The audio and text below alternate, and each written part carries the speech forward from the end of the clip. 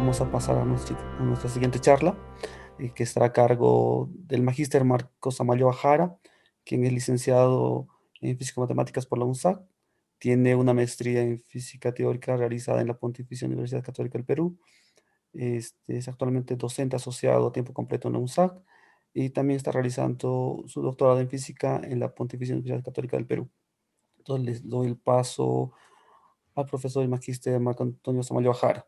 Entonces, muy buenos días todavía con todos. En principio, para agradecer a los organizadores del evento por tenernos a los antonianos informados sobre las últimas actividades científicas y agradecer también pues a los expositores externos que están dando relevancia a este magnífico evento. En esta ocasión les quiero presentar un trabajo relacionado al cálculo de la energía media de los fotones que inciden en la superficie terrestre, en este caso específicamente en la ciudad de Lima, donde tenemos montado un laboratorio, y de pasada hablarles algo sobre los eventos de sobreirradiancia extrema.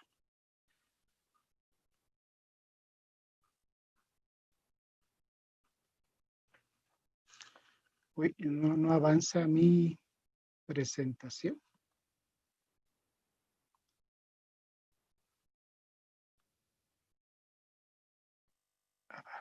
Ahí fue. Bueno, en principio, pues la motivación para este trabajo es básicamente que ustedes ven acá es un atlas de la energía solar, de la radiación solar sobre la superficie terrestre. Y acá en la leyenda, por ejemplo, ustedes pueden apreciar que los colores más oscuros es donde la radiación solar es más alta, ¿no? Si observamos acá el Perú, por ejemplo, la sierra y la costa pues tienen bastante incidencia de radiación solar. Esto significa que nosotros tenemos bastante energía libre, gratuita, ¿no es cierto?, que podemos aprovechar, ¿no? Y que actualmente no estamos haciendo uso básicamente de este tipo de energía, ¿no? Entonces, básicamente este atlas solar de radiación solar, pues se han construido en función de por ejemplo, de los instrumentos que están montados en los satélites, ¿no? Y básicamente se tienen espectroradiómetros, por ejemplo, ¿no? Y básicamente con esa información de los datos que son tomados por los satélites, se han creado modelos numéricos, modelos matemáticos, para poder hacer estimaciones, ¿no?, de la radiación en la superficie terrestre, ¿no? Entonces, ahora nuestro interés es, por ejemplo, saber si estos modelos matemáticos son adecuados para nuestro hemisferio, ¿no? En especial para nuestra región, para el Perú. Ese es uno de los intereses que nosotros tenemos.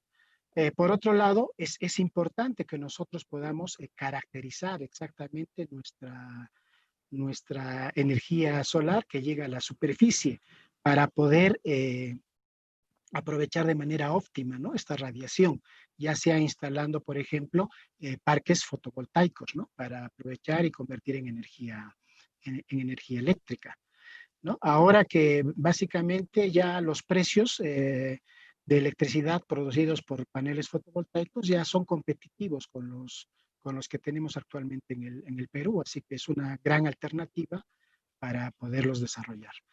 Y otro interés, y debe ser nuestra tarea de todos los peruanos, básicamente, pues resolver, ¿no?, y mejorar la calidad de vida de los hermanos que se encuentran en los Andes, ¿no?, y donde nuestra red eléctrica muchas veces no llega de manera adecuada.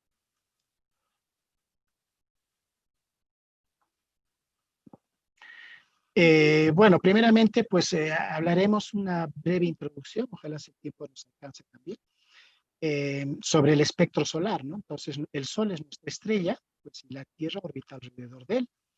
El espectro solar, pues, por ejemplo, acá tenemos uno del artículo de Gaimard, donde está básicamente el espectro que se conoce como el AM0, es un espectro de referencia. Este espectro es un espectro extraterrestre porque ha sido medido fuera de la atmósfera terrestre por los satélites, ¿no? Este es un espectroradiómetro, ¿no? Acá en el eje X tenemos la longitud de onda, pues el espectro solar básicamente va desde los rayos X hasta el infrarrojo lejano, ¿no?, más o menos de 100 nanómetros a 1 millón de nanómetros. ¿No? Y acá tenemos la irradiancia espectral, ¿no? Que se mide en watts por metro cuadrado por nanómetro. ¿No? Entonces, si nosotros observamos, por ejemplo, las gráficas de la radiación de cuerpo negro, vamos a observar que pues, la ley de radiación de cuerpo negro pues, es un buen modelo matemático para explicar la radiación, por ejemplo, que viene del Sol o de las estrellas, ¿no? En este caso podemos apreciar, por ejemplo, en este gráfico, este es la radiación de cuerpo negro, que está acá más bajo, para un cuerpo que está a 3000 grados Kelvin, ¿no? Y a medida que la temperatura del cuerpo negro o del cuerpo que emite la radiación va aumentando, entonces este máximo del espectro se va corriendo hacia la izquierda, ¿no? Entonces, si nosotros tenemos el espectro extraterrestre, pues podemos conocer, podemos ver acá exactamente cuál es el máximo, ¿no? Del espectro de radiación, que corresponde más o menos a 480, 490 nanómetros, y podemos aplicar la ley de desplazamiento de Wien y de esta forma conocer, por ejemplo, la temperatura del Sol, ¿no? La temperatura de la superficie del Sol o de una estrella, por ejemplo, ¿no? Y esta temperatura, pues, nos da aproximadamente 5800 grados Kelvin, entre 5800 y 5900 grados Kelvin. Listo, pues ahora lo que me toca, por ejemplo, es tratar de generar un modelo matemático, por ejemplo, para poder conocer la radiación solar en la superficie de Lima, ¿no? Sobre la ciudad de Lima.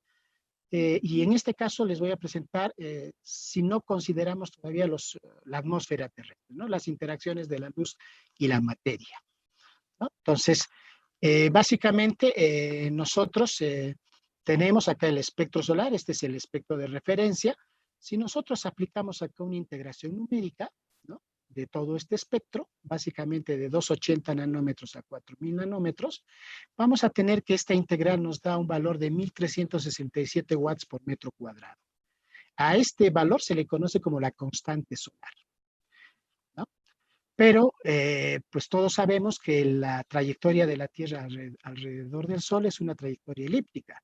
Por lo tanto, la distancia varía a lo largo del año. Eso significa entonces que el espectro electromagnético, ¿no? Del Sol, pues va a cambiar para los diferentes días del año. Y acá nosotros tenemos, ¿no? Por ejemplo, en este gráfico, la irradiancia, ¿no? Extraterrestre en función de los días del año, ¿no? Acá tenemos el 1 corresponde al 1 de diciembre y el 365 corresponde al 31 de diciembre, ¿no? Entonces, acá nosotros podemos apreciar de que la radiación solar, ¿no?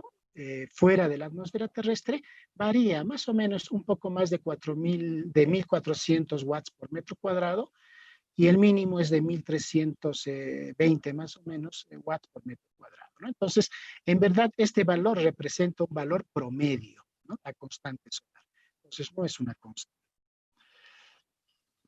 Por otro lado, nosotros tenemos un concepto muy importante que se conoce como la masa de aire relativa, ¿no? Y esta masa de aire relativa está pues en función del ángulo cenital, ¿no? Del Sol respecto a la superficie y de la altura, por ejemplo, a la que se encuentra una ciudad, ¿no? Entonces, si el Sol se encuentra exactamente de manera perpendicular sobre la superficie, esta masa de aire pues, es igual a 1.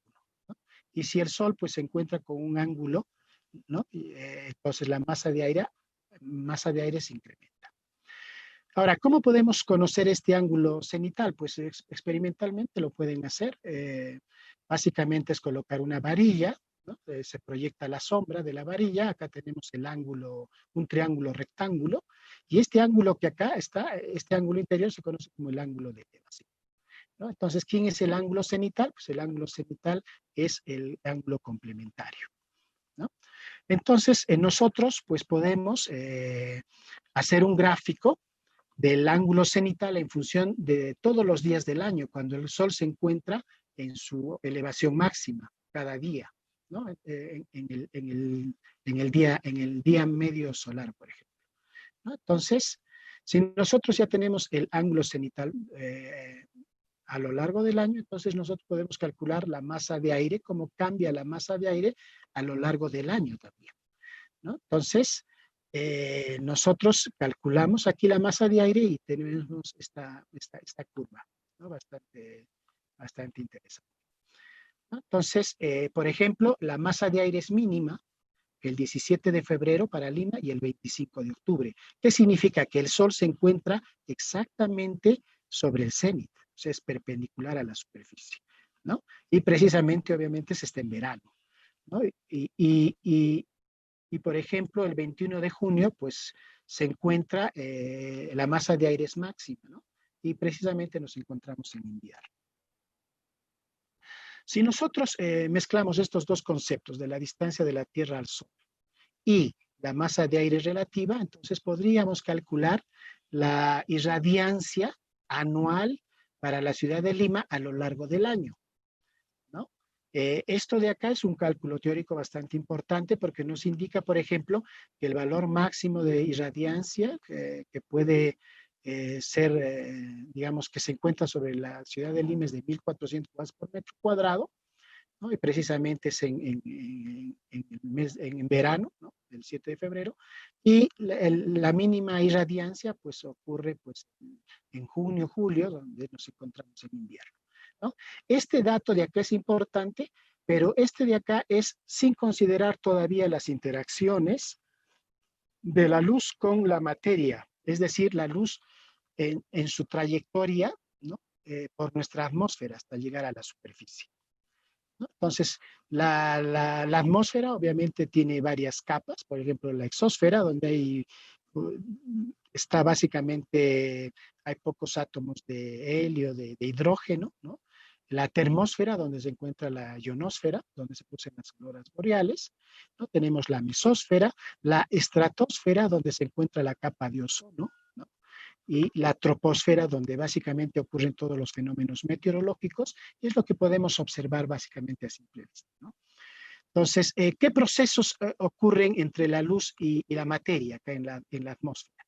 Pues ocurren, por ejemplo, los procesos de absorción, ¿no? Entonces, por ejemplo, el ozono nos protege de la radiación ultravioleta. El ozono absorbe la radiación ultravioleta C, felizmente al 100%, y deja pasar una fracción del ultravioleta A y del ultravioleta B. Acá les muestro los espectros, este es en negro el espectro extraterrestre, y acá el espectro, también un espectro estándar, referencial, que es un espectro medido en la superficie que está en color rojo. Entonces, acá, esta es la zona de 280 a 400 nanómetros del ultravioleta, ¿no? Entonces, el ozono absorbe bastante de la radiación ultravioleta, ¿no? Entonces, ahí, por ejemplo, absorción. También existen fenómenos de reflexión, por ejemplo, cuando la radiación puede chocar con masas de nubes, ¿no? Y se refleja al exterior. Y también existen procesos de dispersión, ¿no? Hay dos procesos de dispersión muy importantes que son la dispersión de Rayleigh y la dispersión de Mie, ¿no? Entonces, por ejemplo, la dispersión de Rayleigh nos explica por qué el cielo es azul, ¿no? Y la dispersión de Mie pues nos explica, por ejemplo, el color blanco, ¿no? O de la escala de grises de las nubes. Entonces, acá tenemos básicamente cómo es que el espectro, ¿no? Medido en la superficie, pues es menor que en el espacio, ¿no? Entonces, obviamente hay bandas de absorción bastante importantes. Acá, por ejemplo, la banda de absorción del agua, la banda de absorción del oxígeno, y acá hay otras pequeñas bandas también de absorción del oxígeno, del ozono, etc. Pero a pesar de que la irradiancia que se debe medir en la superficie terrestre debe ser menor, pues ocurren eventos interesantes, ¿no? Donde la irradiancia, acá está en rojo, medida en la superficie, pues supera a la irradiancia extraterrestre. La irradiancia extraterrestre acá está en negro, ¿no? Entonces, por ejemplo, esto ha sido medido en Lima el 23 de marzo a las 12:48 y la irradiancia medida en Lima ha sido de 1.543 watts por metro cuadrado. Si se recuerdan, la constante solar debería ser de 1.365. Y para Lima tendríamos incluso un máximo de 1400, ¿no? Watts por metro cuadrado, según nuestro modelo teórico, algún día del año.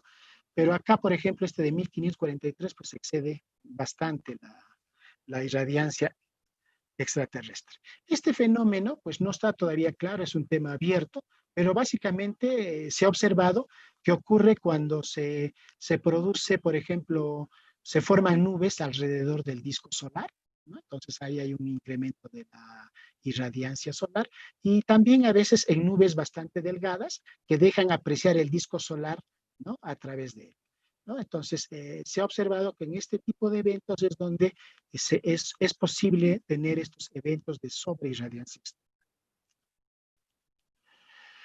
Para todos estos, digamos, datos que nosotros estamos analizando, pues vienen del Laboratorio de Investigación Fotovoltaica de la Católica y básicamente nuestras medidas son corroboradas por 4 instrumentos.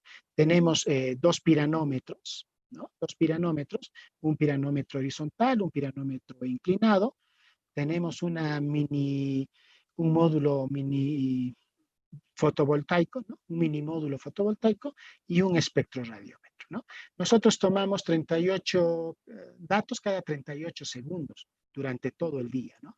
Eso significa, por ejemplo, a nivel de espectros, que tomamos una cantidad mayor a 1400, a 1050 espectros, ¿no? Y cada espectro tiene una cantidad mayor de 2000 datos, ¿no? 2000 canales. Eso significa que por día tenemos más de 2 millones de datos, lo que hace necesario entonces utilizar pues lenguajes de programación para poder hacer los análisis, ¿no? Y los estudios respectivos. Pues acá les muestro, por ejemplo, los 4 instrumentos, ¿no? Que han medido este evento de sobreirradiancia, ¿no? Y por ejemplo, acá ustedes pueden observar que este evento de acá supera los 1500 watts por metro cuadrado, entonces este es el evento de sobreirradiancia extrema, ¿no? Cada colorcito acá corresponde a los diferentes instrumentos con los cuales hemos detectado. Si hacemos un zoom en esta parte de acá, entre las 12 y las 2 de la tarde, pues nosotros básicamente para poder comparar, digamos, y entender un poco de los eventos de sobreirradiancia, pues elegimos, ¿no? Algunos puntos representativos, ¿no? Entonces, por ejemplo, acá es cuando el cielo estuvo claro, no había nubes todavía, ¿no? Entonces, ¿cuál fue el espectro correspondiente? Este que está acá en verde, y la irradiancia llegó a 1013 watts por metro cuadrado. Eso hubiera sido lo normal prácticamente si no se hubieran presentado nubes durante todo este día, ¿no? Hubiera sido uno de los valores máximos, ¿no? Pero pues ocurrió este evento de sobreirradiancia, ¿no? Que está acá en color rojo, ¿no? Y cuya irradiancia, como les comenté, fue de 1533 watts por metro cuadrado, ¿no? Además, también tenemos acá, por ejemplo, cuando está, digamos, nublado, ¿no? Entonces, hemos elegido este punto y para este punto le corresponde este espectro, ¿no? ¿Y cuál es la irradiancia para ese punto? Es de 654. Entonces, veamos la variación, ¿no? Que ocurre cuando hay presencia de nubes, digamos, frente al disco solar, ¿no? Entonces, esos son los eventos de sobreirradiancia extrema. En estos eventos de sobreirradiancia extrema, pues obviamente hay incrementos en todos los rangos del espectro, ¿no? Pero principalmente hemos observado que el incremento mayor ocurre en la región visible y en el infrarrojo cercano, de 700 a 1100 en nanómetros. Listo. Acá, básicamente, les quiero hablar sobre el AP, ¿no? Pero antes, por ejemplo, les quiero mostrar, aquí tengo 2 espectros para que vean cómo varían los espectros a lo largo del año. Este espectro en azul es del 2 de marzo, o sea, es un día de verano, ¿no?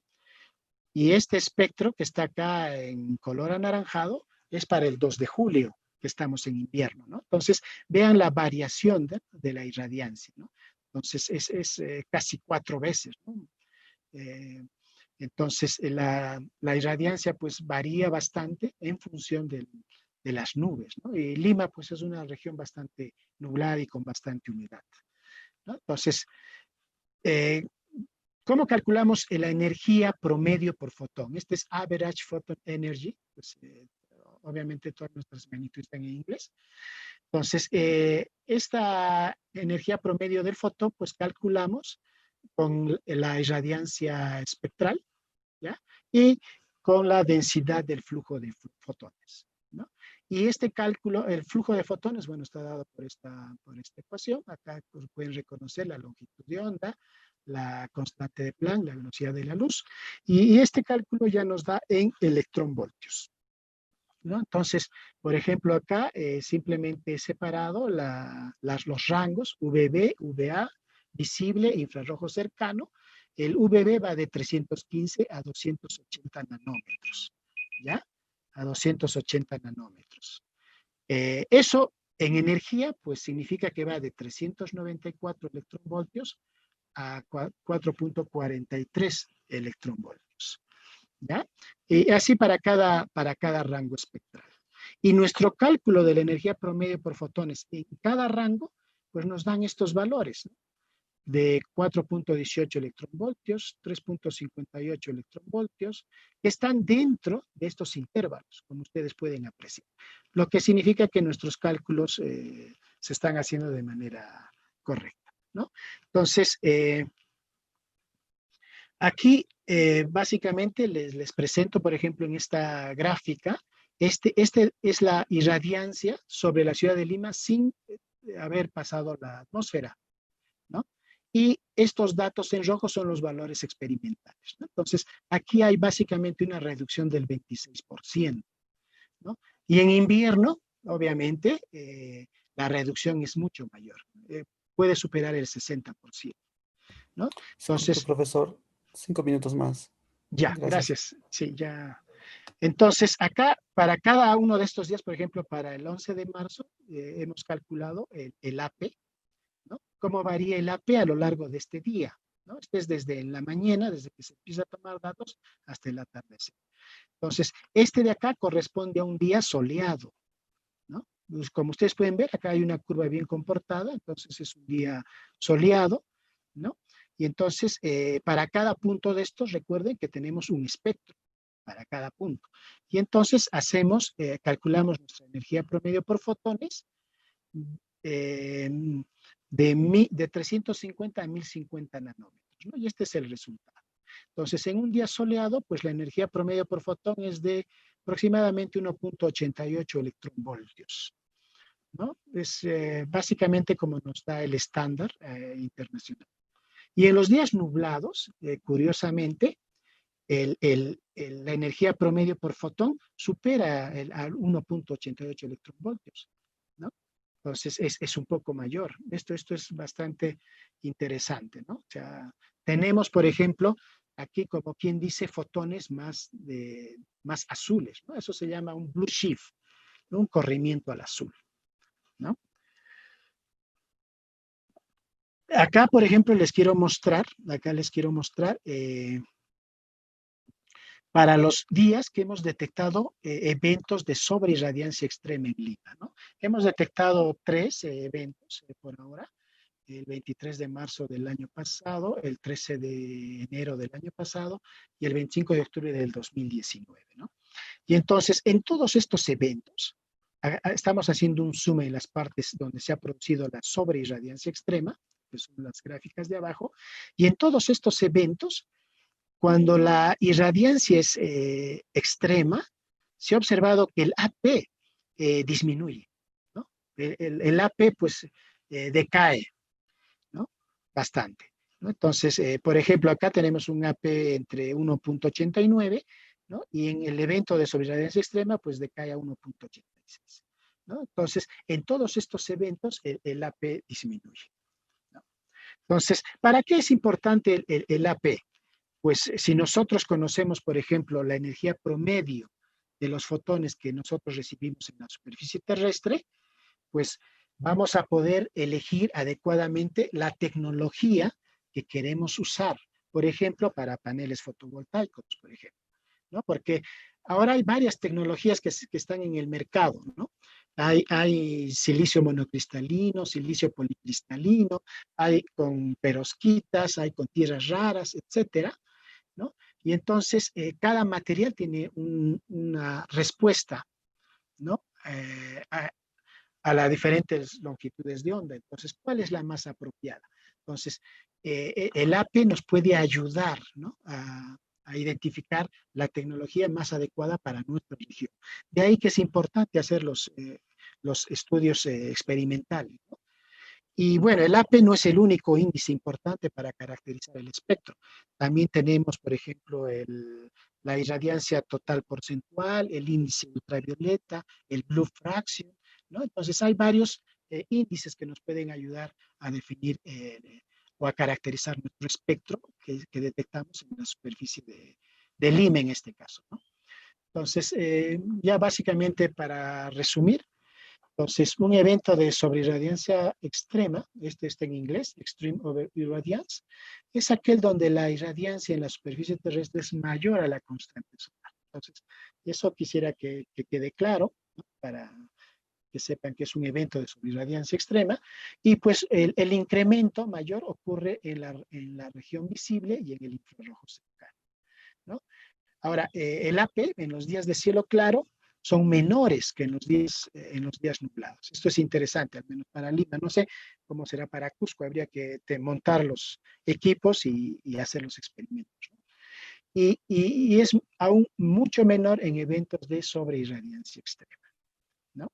Ahora, caracterizar nuestro recurso solar nos permitirá elegir la tecnología adecuada y aprovechar de manera óptima la energía solar que llega a nuestra superficie, ¿no? Y de esta manera, pues, tratar, como presentaba al principio, una de las motivaciones es mejorar la calidad de vida de nuestros compatriotas, ¿no?, que se encuentran en las zonas subcuandinas, ¿no? Con la energía solar, pues básicamente con los paneles fotovoltaicos podríamos, por ejemplo, resolver estos problemas de falta de comunicación, ¿no? Internet, por ejemplo, para nuestros niños que están en época escolar, ¿no? Entonces, esto es importante, creo, para nosotros, ¿no? Y tiene bastante aplicación. Creo que eso sería todo lo que quisiera comentarles, y espero que pues, se haya entendido, me haya hecho entender, y se animen, ¿no?, a hacer algunos estudios al respecto y podemos continuar también. Gracias. Muchas gracias al profesor Marcos Amaya por su interesante presentación. Si hubiera alguna pregunta por parte de los panelistas, el auditorio. Ok, Bueno, ya entonces, no te voy a, no voy a intentar dejar en blanco. Ah, Marco Antonio, el monarca romano. Interesante tu trabajo, más yo creo que tentar calcular el valor medio de energía en electronvoltios me lleva a perder información. Más interesante sería mostrar un espectro, un diagrama de espectro temporal. Entonces, ahí en un gráfico bidimensional tú podrías ver tanto la parte espectral cuanto su evolución temporal o en relación a los días que vos está haciendo análisis. Entonces, ese tipo de sistemas se llama más o menos mapas hiperespectrales. Ahí tú no pierdes información. Y otra cosa que, claro, no podemos vender algunas ideas que pueden no ser ciertas, ¿no? La tecnología del silicio. El silicio varre quase todo o espectro visible até o infravermelho na detecção. É o mais barato e é mais eficiente dispositivo. Y otra situación es que la tecnología de silicio, o sensores de silicio, son altamente sensibles, desde 400 nanómetros hasta el infravermelho próximo, que sería 1000 nanómetros, ¿no? Y es altamente eficiente. La eficiencia cuántica de esos dispositivos comerciales son de orden de 30%, ¿no?, y son baratos. Ahora los dispositivos asociados a tierras raras o Perosquitas. son más selectivos selectivos y en adición son con baja eficiencia cuántica. ¿Cuál sería tu comentario en relación a ese asunto?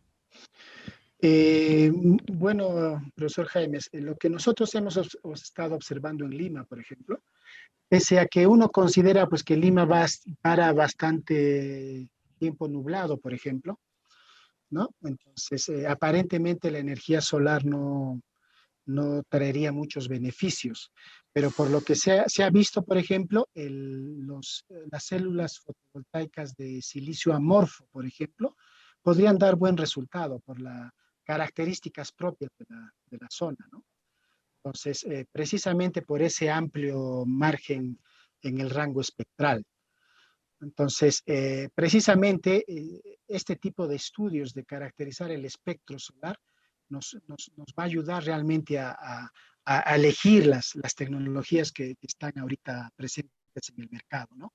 Entonces, por eso de ahí que es importante empezar a hacer estudios experimentales de esto, porque la información teórica pues no siempre coincide para las aplicaciones que se quieren hacer. Por ejemplo, en Brasil ya se están montando bastantes lugares, en Ceará, por ejemplo, de parques fotovoltaicos gigantescos, ¿no?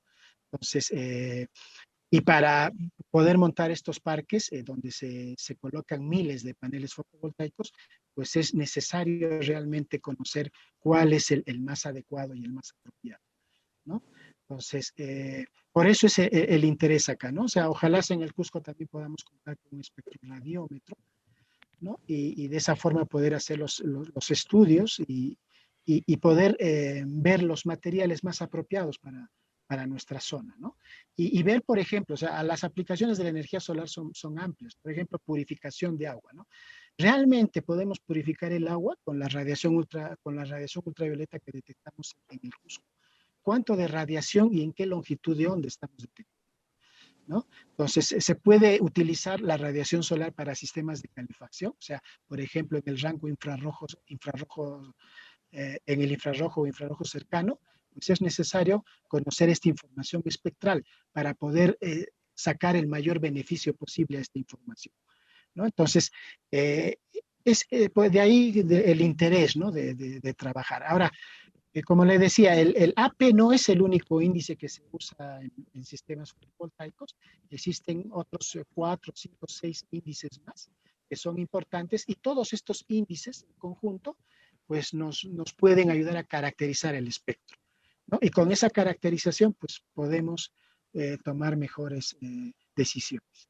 Esa es la idea, profesor Walter. Y un gusto tenerlo acá en el Disculpa evento. ahí, soy un poco así que molestoso más. Disculpen ahí. Una última pregunta. Eh, Últimamente nosotros estamos trabajando, claro, existe satélites en la región visible, ¿no? Utilizan láser para comunicación.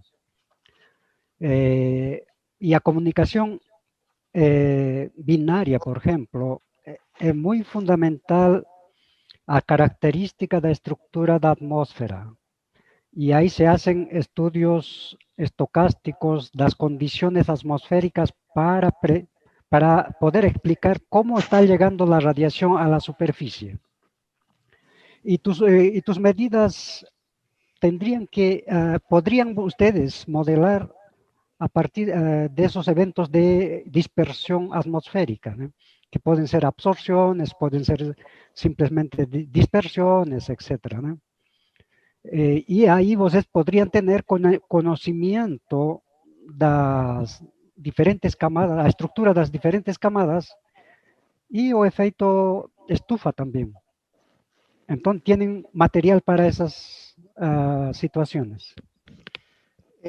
Sí, profesor Walter, la idea es, por ejemplo, poder caracterizar el cielo ahora en Lima, ya que ahí tenemos los equipos, y precisamente estudiar incluso la contaminación ambiental, ¿no? Los aerosoles, por ejemplo, ¿no?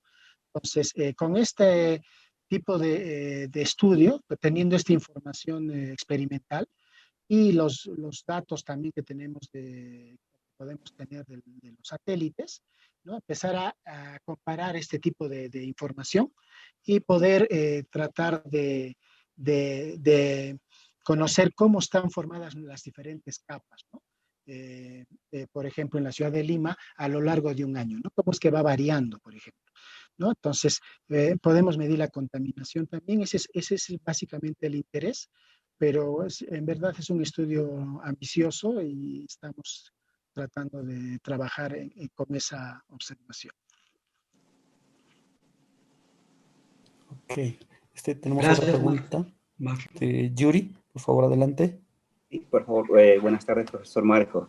Disculpe, una consulta. Yo recientemente me mudé a una zona muy privilegiada con radiación solar y sin embargo también me preocupa el hecho de la incidencia de radiación ultravioleta porque terminé quemado la primera semana y me preguntaba si acaso hay paneles solares que aprovechen la radiación ultravioleta y si acaso de repente el profesor eh, Javier Palomino ha averiguado o investigó de repente la forma de utilizar esos recubrimientos de nanomateriales en la fabricación de celdas fotovoltaicas, ¿no? Dado que esto ayudaría a la transmisión electrónica y esas cosas. No sé si me podrían orientar. Bueno, en principio para comentarles, por ejemplo, en el espacio, pues nuestros satélites, por ejemplo, la estación espacial utiliza paneles fotovoltaicos, ¿no? Pero los paneles fotovoltaicos diseñados para usarlos fuera de la atmósfera terrestre, ¿no? Por los satélites, es muy diferente a los paneles fotovoltaicos que utilizamos aquí en la superficie. Y precisamente porque la radiación, por ejemplo, ultravioleta, fuera de la atmósfera terrestre, pues es bastante alta, ¿no? Entonces, nosotros del espectro extraterrestre tenemos radiación VC, que va de los 200 nanómetros a los 280. ¿No? Entonces, toda esa energía se aprovecha con los paneles solares que se colocan, por ejemplo, en la estación espacial, en los satélites, ¿no? En cambio, cuando nosotros queremos fabricar paneles fotovoltaicos aquí para la superficie terrestre, obviamente ya no recibimos radiación UVC, recibimos solamente una fracción del UVA y el UVB, que también son dañinos para nosotros, ¿no? Entonces, los paneles fotovoltaicos aquí en superficie son diferentes, de diferente tecnología. Obviamente se utilizan diferentes materiales, ¿no? Entonces, eso es lo que creo que yo podría decir. No sé si Javier podría hablar algo más al respecto.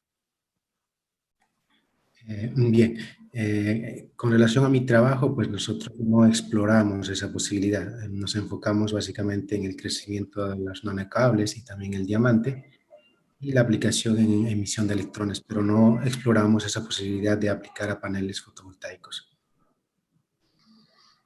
Uh-huh. Y solamente para terminar, ahora que recordé, por ejemplo, hay estudios teóricos del índice de radiación ultravioleta en la ciudad del Cusco, que se han hecho con, digamos, datos experimentales de satélite, ¿ya? Y durante 10 años, básicamente una década, y se ha observado que el lugar donde la irradiancia el índice de radiación ultravioleta es mayor sobre la Tierra, es aquí en el Cusco, y llega a un valor extremadamente alto, que es de 25 UV, ¿no? Cuando el 11 ya es extremadamente alto, ¿no? Entonces, es importante, yo creo que nosotros tengamos que acá en la universidad empezar a tratar de colocar sensores de radiación ultravioleta o espectroradiómetros que nos puedan, digamos, correr el rango espectral desde los 280 a los 4000 nanómetros, por ejemplo, y podamos hacer todo este tipo de estudios, ¿no? De la radiación ultravioleta en A, en B, en C, ¿no? En el infrarrojo cercano, en el visible, etcétera, y poder realmente optimizar y aprovechar de mejor manera este recurso solar. Gracias, eso es. Listo. Muchas gracias al profesor Marcos Amalio Bajara.